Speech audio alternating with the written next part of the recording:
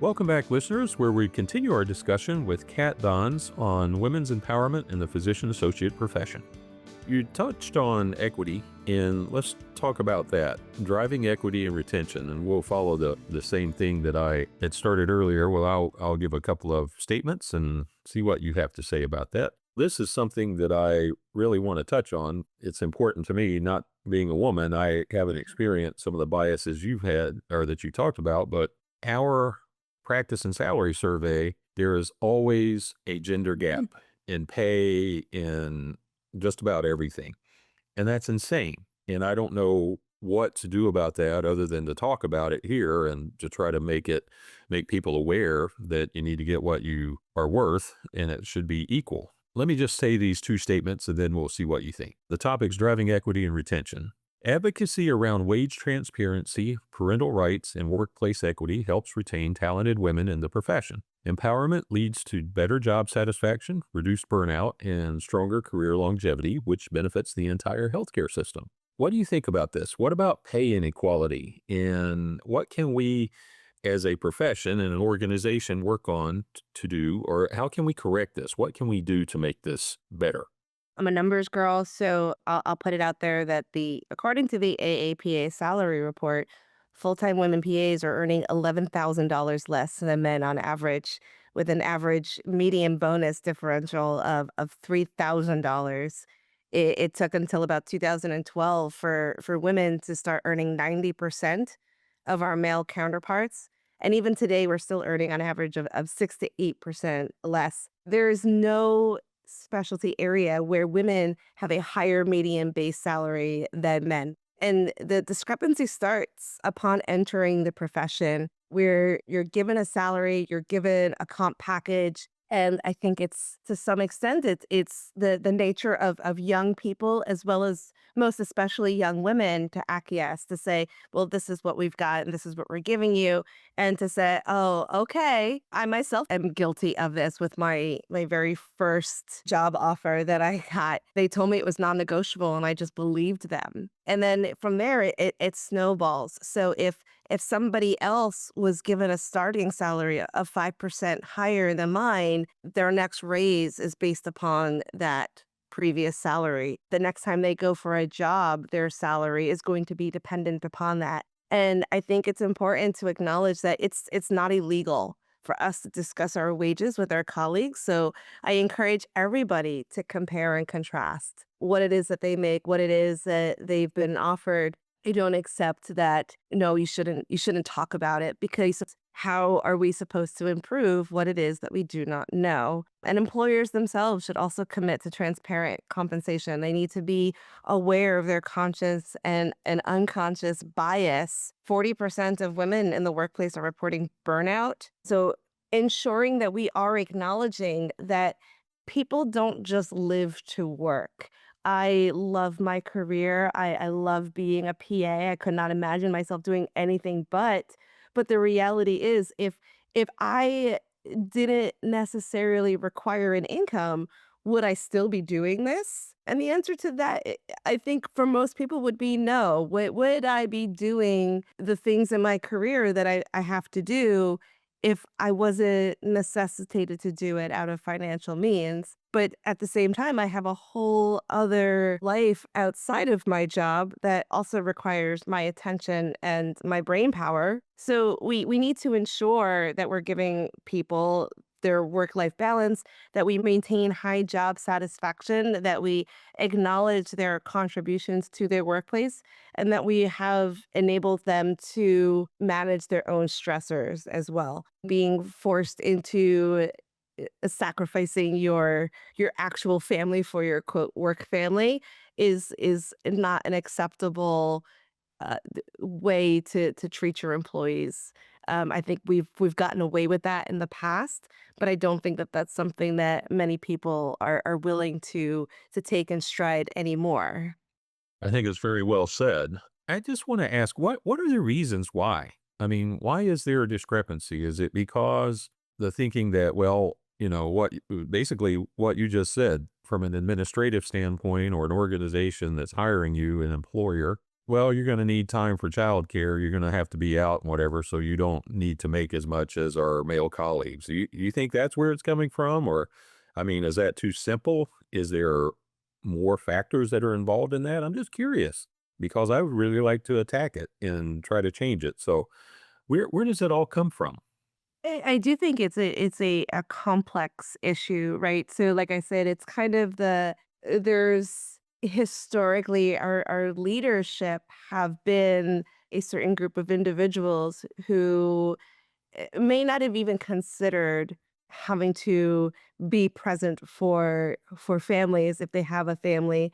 They also have their own financial bottom pocket. They have their bottom dollar that they need to consider as well, right? So it's in no employer's interest to just go ahead and offer the top salary that they're able to offer. It's ingrained in somebody who manages the purse strings to basically give out as little as they can in order to maximize their profit margins. So when they offer that base salary, young women in particular are more than likely to accept it or to fight less. And I think men are more emboldened to say, well, that's not acceptable. I'm not taking that. I'll keep looking, or that's just not what I deserve. And I know that that's not what you're going to pay.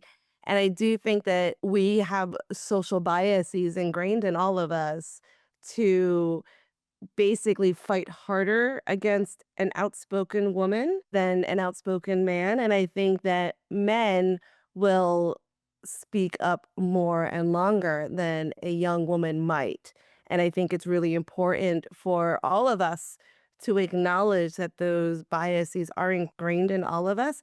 And for us older women who've done this a few times, and also for people who want to close that gap and to acknowledge that these women are our mothers, our sisters, our wives, our friends, and we don't want them to be treated less than someone else.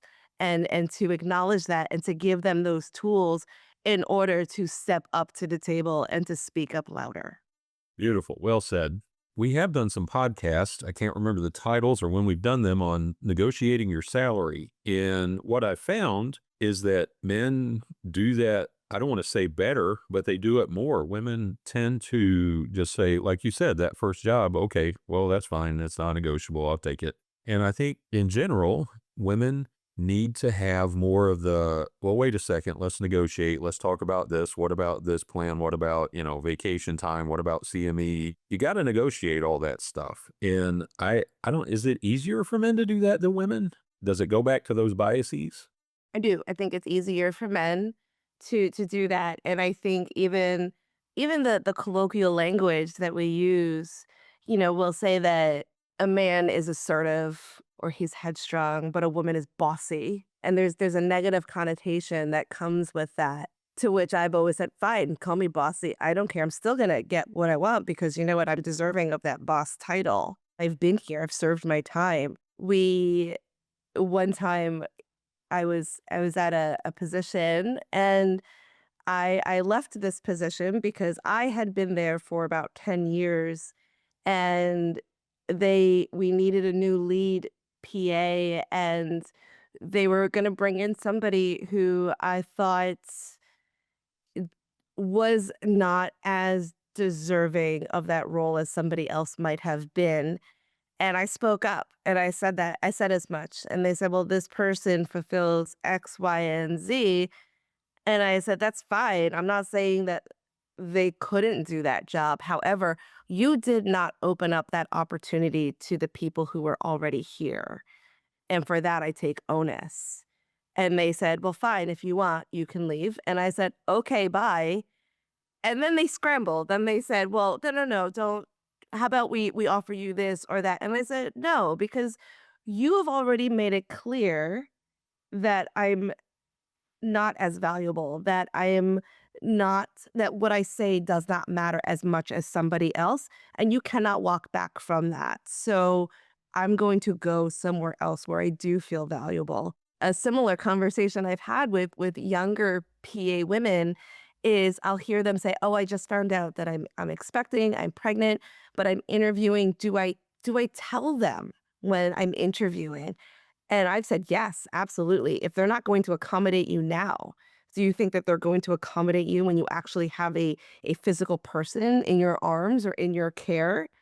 If they can't acknowledge that they're hiring people who will need family medical leave early on in their career, why would they assume that that may not happen later? And if they're gonna give you a hard time about it before they even know you, they're only gonna make it harder when they do. So I have no interest in working for those people. Your career is more than just what you do in a certain place. It's the people that you have to show up with and work with every day, and that matters. And I want young women in particular to know that they are valuable and that they are worthy of that respect and that they shouldn't have to fight that hard for it. It's going to be given to them, and if it's not something that's considered and then given to them when they speak up, then they should in fact go somewhere else where they can find that respect because those positions are out there. That's great information. And I want everybody to listen to that, rewind it and listen to it again because it's important information. You need to know that you are as important as anybody. We're all PAs and we should all be treated equally and we should all be getting similar money for similar work.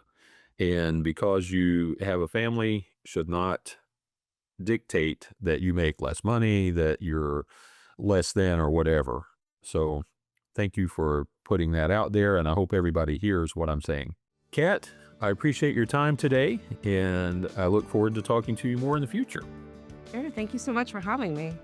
Thank you for joining the orthoPAC podcast. We also welcome you to visit our website, paos.org, where members can download virtual conference content and get Category 1 CME. Also, if you're a non-member and you're interested in our CME content, please visit the aapa.org Learning Central